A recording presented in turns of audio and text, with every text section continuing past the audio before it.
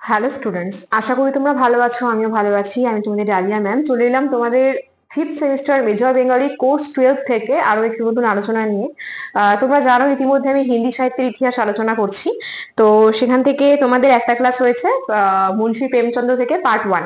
তো আজকে আমি ঠিক তার পরবর্তী আলোচনা করব। তো দেখতেই পাচ্ছ হিন্দি সাহিত্যের ইতিহাস মুন্সি প্রেমচন্দ্র পার্ট 2। সেখানে আমি তোমাদের প্রেমচন্দ্র সম্পর্কে কয়েকটা প্রাথমিক আলোচনা করেছিলাম আর কি, তার ব্যক্তি জীবন সম্পর্কে। তো আজকে আমি তোমাদের আগের দিন বলেছিলাম যে তিনি ছোট গল্প এবং উপন্যাসের পাশাপাশি নাটকও কিছু লিখেছেন, কিন্তু নাটকগুলো খুব একটা ইম্পর্টেন্ট নয়। আজকে তোমাদের সামনে উল্লেখযোগ্য উপন্যাসগুলো তুলে ধরবো সাল সহ। তার আগে একটু বলি যে হিন্দি ও উর্দু সাহিত্যের কিন্তু তিনি লেখক, মানে মুন্সি প্রেমচন্দ্র যে ভাষায় লেখালেখি করতেন আর কি, তা হলো হিন্দি এবং উর্দু। ঠিক আছে। 1 ডজন উপন্যাস, প্রায় 250 গল্প এবং বেশ কিছু নাটক তিনি রচনা করেছেন। তার উল্লেখযোগ্য যে উপন্যাসগুলো রয়েছে, প্রচুর উপন্যাস, তার মধ্যে উল্লেখযোগ্য হচ্ছে দেবস্থান রহস্য, সাল 1905।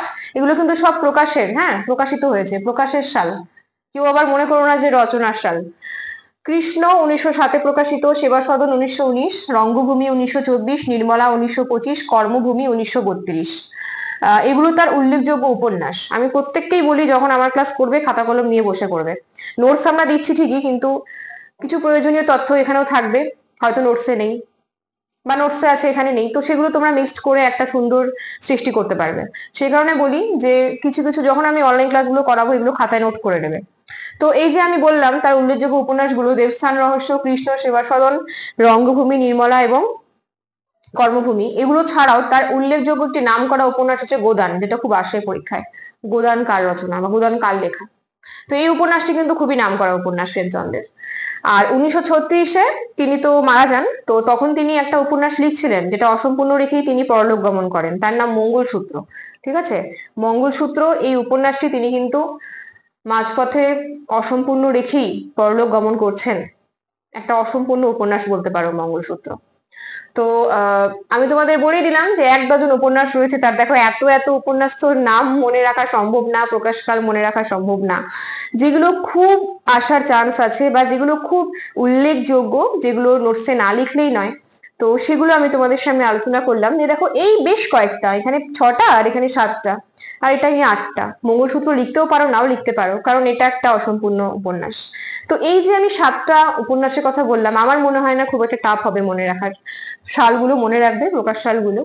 আর আগের দিন তো তোমাদের বলেই দিয়েছি যে প্রেমচন্দ্রের কিছু ব্যক্তিগত জীবন, কারণ আমরা যখন তাকে নিয়ে লিখবো তো তার সম্পর্কে আমাদের জানতে হবে জন্ম, মৃত্যু, পিতার নাম, মাতার নাম, তার ছদ্মনাম, তার ডাক নাম, তার পিতৃদত্ত নাম কি, ঠিক আছে, কোন কোন ভাষায় তিনি রচনা করেন, এগুলো কিন্তু আমাদের একটা প্রাথমিক মানে জানতেই হয় এগুলো। ঠিক আছে।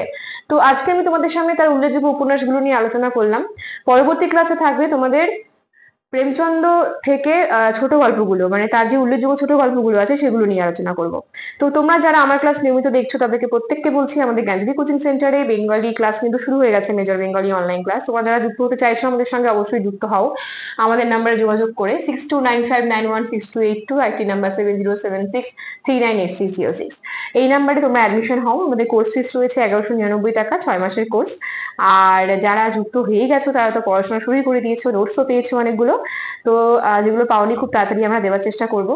আর যারা ভাবছো যে যুক্ত হবে, এখন থেকে যুক্ত হও, কারণ ক্লাস যেহেতু শুরু হয়ে গেছে।